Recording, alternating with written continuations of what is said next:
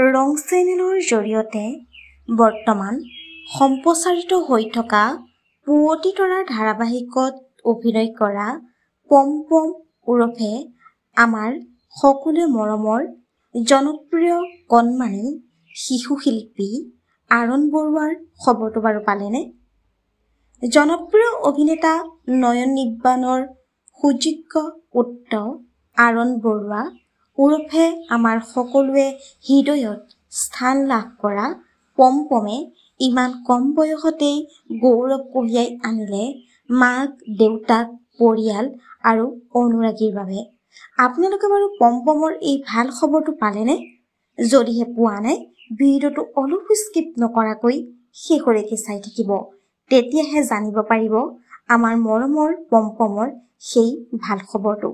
নমস্কাৰ বন্ধু বান্ধৱীসকল, আপোনালোক সকলোকে স্বাগতম জনাইছো মই প্ৰতীক্ষাই SP নিউজ আছামজৰ অন্য এটি নতুন ভিডিঅ'লৈ। আপোনালোকৰ বাবে লৈ আহিছো পুনৰ এটি নতুন ভিডিঅ'টো সকলোৱে আদৰি ল'ব বুলি আশা কৰিছো। আহকচোন আজি ভিডিঅ'টোৰ পৰৱৰ্তী অংশলৈ আগবাঢ়ো। হয়, জনপ্ৰিয় অভিনেতা তথা কণমানি শিশু শিল্পী আৰণ বৰুৱা ওৰফে পম-পমৰ আছে এটা অতিকৈ ভাল খবৰ। এই ভাল খবৰটো তেখেতৰ পিতৃয়ে নিজেই সামাজিক মাধ্যম যোগেদি শ্বেয়াৰ কৰিছে। পোনপ্ৰথমে আমি আমাৰ চেনেলৰ তৰফৰ পৰা কণমানি শিশু শিল্পী গৰাকীলৈ যাচিছো বহুত বহুত মৰম আৰু শুভকামনা। পোনপ্ৰথমে এটি কমেণ্ট কৰি জনাবচোন কণমানি পম-পমৰ অভিনয় চাই কেনে পাইছে।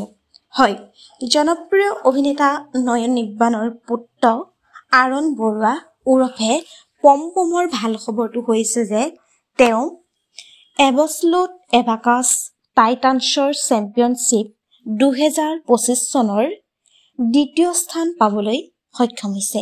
বন্ধু বান্ধৱীসকল, আপোনালোকে খবৰটো পাই কেনে পালে নিশ্চয় এটি কমেণ্ট কৰি জনাব। আজিলৈ ভিডিঅ'টো আছিল ইমানখিনিয়ে।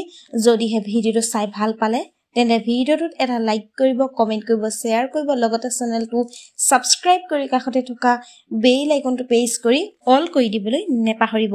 ধন্যবাদ।